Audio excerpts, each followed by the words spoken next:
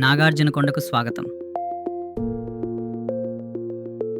నాగార్జునకొండలోని బౌద్ధ అవశేషాలు వాస్తవానికి కృష్ణా నది లోయ, విజయపూర్లో ఉండేవి. ఈ ప్రాంతాలన్నీ ఇప్పుడు నాగార్జున సాగర్ జలాశయం కింద మునిగిపోయాయి. అయితే తవ్వకాలలో బయటపడిన కొన్ని నిర్మాణాలను కొండపైన మరియు అనుపు వద్దకు మార్చడం జరిగింది. ఇక్ష్వాకు రాజవంశం యొక్క రాజధానిగా ఒకప్పుడు వెలిగిన అసలైన పురాతన నగరం విజయపూరి ఇప్పుడు ఈ నీటిలోనే మునిగిపోయింది. భారత చరిత్రలో అత్యంత ప్రతిష్టాత్మకమైన పురావస్తు రక్షణ కార్యకలాపాలలో భాగంగా నాగార్జున సాగర్ డ్యాం పెరుగుతున్న నీటి నుండి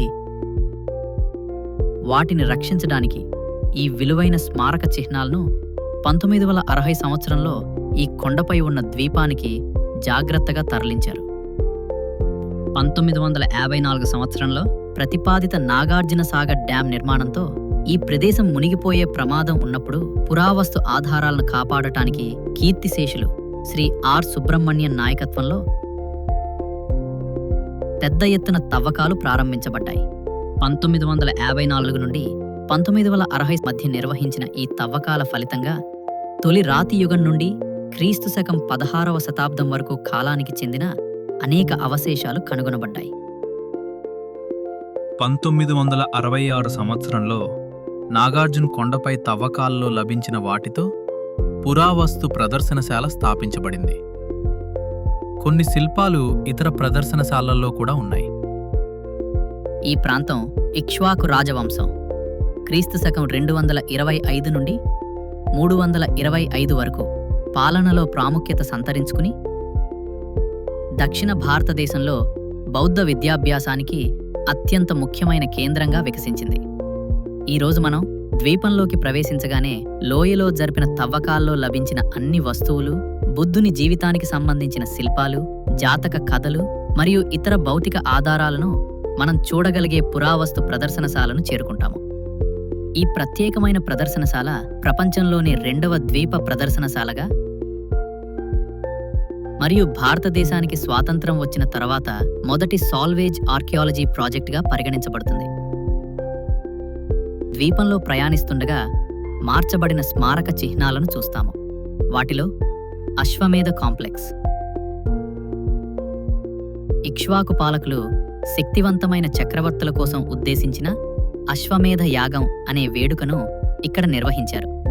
పవిత్ర స్నానం కోసం ఉద్దేశించిన కోనేరు మరియు ఆచారంలో భాగంగా ఉపయోగించిన తాబేలు ఆకారపు నిర్మాణం కూర్మచితి ఇందులో ముఖ్యమైన భాగాలు. మహాస్తూపం, దీనిని మహాచైత్య అని కూడా అంటారు. ఇందులో బుద్ధుని పవిత్ర అవశేషం ఉందని నమ్ముతారు. ఇది 27.5 మీటర్ల వ్యాసంతో చక్రం ఆకారంలో ఉంది మరియు 4 దిక్కులలో ఆయక వేదికలు మరియు స్తంభాలను కలిగి ఉంది. మెగాలిథిక్ సమాధి, ఈ సిస్ట్ బరియల్ మృతదేహాలను పూడ్చే చరిత్రపూర్వ పద్ధతులకు ఉదాహరణ.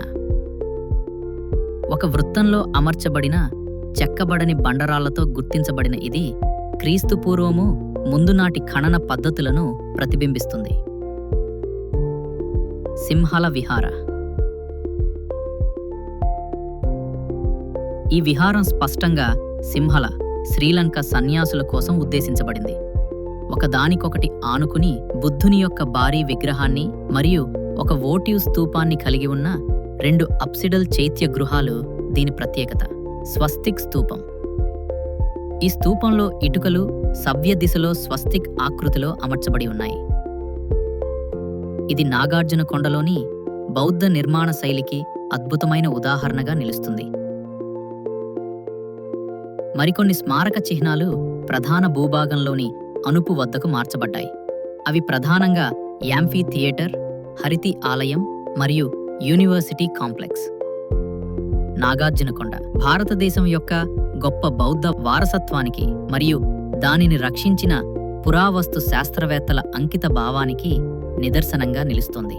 నది ఒడ్డున మతం, కళ మరియు విద్య కలిసి వృద్ధి చెందిన ఒక కాలాన్ని దీని కళ మనకు గుర్తు చేస్తుంది.